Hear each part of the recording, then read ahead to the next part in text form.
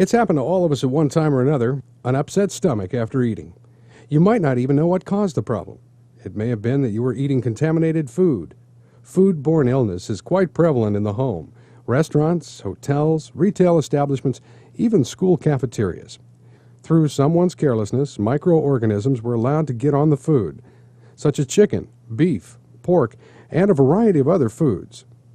Let's take a look at some of the causes of food contamination and the responsibilities you have in reducing and eliminating food contamination. It's easy to eliminate food contamination if you understand the problem. Microorganisms can't be seen by the human eye, but they're practically everywhere. In the soil, dust, air, on rodents and insects, on unsanitary equipment, and on the body of every human being. These microorganisms can only be seen under a microscope. Shown here are some microorganisms or bacteria grown in a laboratory. The plate was contaminated with a dirty finger and was allowed to grow at room temperature. Bacteria multiplies at a very rapid rate. The longer bacteria is allowed to grow, the more contamination you'll have on the food or surfaces where food is prepared. When someone eats contaminated food, illness can occur. Bacteria is everywhere. Microorganisms are everywhere. But there's a bright light at the end of the tunnel. Most bacteria and microorganisms are not harmful. In fact, less than 1% of microorganisms are harmful to the human being. We need microorganisms to digest our food, decompose our sewage, and return waste products back to the soil. In your job, we're concerned with the microorganisms that can be harmful. Now let's take a look at how food can become contaminated. A food service worker has a skin infection on his neck and scratches it. His hands touch the chicken, and the microorganisms are planted on the chicken. Unfortunately, the chicken is stored at room temperature for several hours. The microorganisms multiply extremely fast. Someone eats the chicken, and then you have an illness created by harmful bacteria. We've learned that bacteria won't grow or multiply in cold temperature. Bacteria will remain on the food, but cold temperature doesn't kill them. The cold simply retards their growth. That tells us food should be refrigerated, and we've learned that a temperature of 40 degrees or less is recommended. We've also learned that anyone with skin infections or other health problems shouldn't work in food service areas. Many food service workers use disposable gloves or appropriate utensils when handling food to prevent potential contamination with bacteria that may be on their hands. How do you kill these harmful microorganisms? When food is heated above 165 degrees, harmful microorganisms can be killed. The fact that high temperatures will kill bacteria doesn't reduce the need for sanitary handling of food and proper cleaning techniques. The use of chemicals such as pesticides and insect sprays are designed to kill insects and other unwanted pests. These chemicals can easily contaminate food and create foodborne illness. Be extremely cautious when using any type of chemicals, sprays, or insecticides in the food storage, handling, or service areas. Toxic metal is another potential hazard. This frequently occurs in the home, more often than not high acidity foods such as tomatoes, grapefruit, or other food when stored in open metal cans can cause a reaction between the acid and the metal. The acid in the food can actually eat the plating off the metal can or container. How often do you see someone open a can of juice, take a glass, then place the can back into the refrigerator? Think about that old can opener you've used for years and years. How about all the food that gets caught inside the opener? Bacteria is growing very rapidly. Acids are reacting on the opened metal cans. Bacteria is being transferred to the open can. Then it becomes a food contaminator. The professional action to take is to clean the can opener every day. It must be cleaned and sanitized. Okay, we finally mentioned sanitizing, so let's now explain the difference between clean and sanitary. Clean is something you do with water and soap. You clean your hands. You clean utensils, pots, pans, dishes. Cleaning doesn't kill all the microorganisms. It helps, but it does not do the full job. Sanitizing means you're killing microorganisms. One method that's frequently used is chemical sanitizers.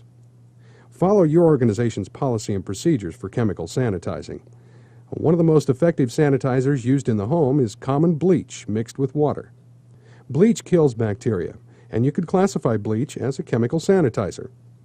In food service areas, sanitizers are used to sanitize workstations, floors, utensils, and kitchen equipment. We didn't mention what types of sanitizers are used because each organization has their own sources and special requirements. The point we want to make is cleaning with soap and water is necessary to remove dirt, grease, and other contaminants, but it doesn't kill the bacteria. You have to complete the job by using a sanitizer. Something that's clean is not necessarily sanitary. Another method of sanitizing utensils, dishes, and similar equipment is heat. High temperature kills bacteria also. Next, let's discuss food storage. First in, first out. Create a system so when new food is received, the product already sitting on the shelf is used first. Stack the new food behind or underneath the older product. Store food only in designated areas. Keep the wrapping and containers clean, and above all, keep the storage area clean. Even small bits of food on floors can create insect problems. Freezers and refrigerators must also be kept clean. We know that food service areas are very busy places and everyone's working hard to meet schedules. All we ask you to do is provide as much assistance as possible in maintaining a very neat, clean, and sanitary food service area. Obviously, no matter how conscientious you are, insects can be a major problem in any food area. After all, they must find and eat food just like any other living thing. Let's begin the next subject, and it's something that affects everyone, and that's flies. Keep doors closed as much as possible. Dispose of waste materials properly, and keep garbage properly covered. This helps in keeping flies under control. Some food areas have curtains of air to prevent flies from entering the service area. If you use this type of equipment, make sure it's working properly. Fly electrocutors can be somewhat helpful, but they also create another sanitation problem of dead flies. Electrocutors must be kept clean and emptied frequently. And we don't want to make you sick with this next bit of information, but it's important for you to know something about flies that makes them extremely unsanitary. Flies can typically carry over 1 million germs on their body, and in some cases as many as 6 million germs. That's a tremendous amount of germs. They have hairy bodies, sticky feet, and you never know where they've been. Flies don't have teeth, so their feeding process is another way of transmitting filth and germs. Flies feed only upon fluids. When a fly lands on food, it has to transform any solids into liquids.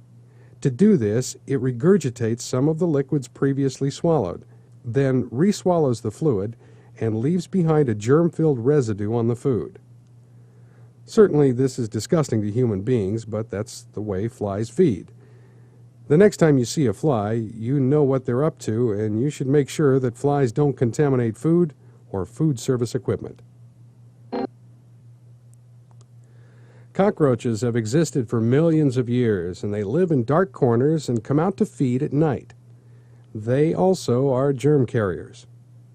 We're not going to give you a gory story about cockroaches because you know they don't belong in food storage or service areas. Keeping areas clean, utilizing proper food handling storage controls, and not allowing food scraps, crumbs, and other food for them to eat will help make your food service area much safer from contamination. Rats and mice are also food contaminators. Reducing and eliminating their food through proper storage and cleanliness helps control rats and mice. If you notice evidence of rodents, notify your supervisor so action can be taken to eliminate their presence. There are many things you can do to spot a contamination. Be an inspector. The more awareness you have, the better inspector and cleaner you'll be. How about the equipment and machines used in food service? Grinders, cutters, knives, meat slicers, and other appliances must be kept in good condition and cleaned and sanitized after use. Dirty vents blow bacteria all over the area, so clean vents will help reduce food contamination. Dirty clothing spreads bacteria, so make sure you wear clean clothing. One area that's neglected quite often is the carbon filter on the water faucet, if you have one of these filters in place. If the filter doesn't have antibacterial ingredients, you may be spreading a lot of harmful bacteria. If you have one of these filters, be sure to change the replaceable filter often. Dust on the cans of food you open can cause contamination as well. Make sure the thermometers in the refrigerator and freezer are working properly, and you change vent filters frequently. If you use wooden cutting boards, don't wash wooden cutting boards with soap and water. This leads to cracks where bacteria can hide, grow, and contaminate food. Clean wooden cutting boards with a wire brush and scraper designed specifically for wooden cutting boards. This training program isn't designed to cover all the things you need to know about cleanliness, sanitation, food temperatures, and good housekeeping. It's designed to make you more aware of your responsibilities in a food service environment. Sanitizing dishes, glasses, containers, utensils are all part of your job responsibility. Maintaining good grooming and personal hygiene are basic requirements. Changing your clothing when it becomes soiled is simply part of your responsibility. When you contaminate your hands, wash them. After reporting to work, wash your hands because you've contaminated your hands with bacteria on the way to work. Every time you use the bathroom, wash your hands and wrists with warm water and an antibacterial soap. Bacteria is everywhere, and it can be quite harmful, so take the time and effort to control it. How about jewelry at work? Leave jewelry at home. It can get dirty and cause bacteria contamination. Of course, never smoke in food areas. If you smoke, do so only in designated areas and wash your hands before returning to work. There are hundreds of things we've left out of this program, but it all adds up to you and the responsibility you have in achieving a clean, sanitary food environment. Because it's up to you, because you're in there doing the job, and you know what's going on and are best suited for the job. It's not easy, it's hard work, but then again, it's your job. And don't forget, you can take sanitation home with you when you leave work.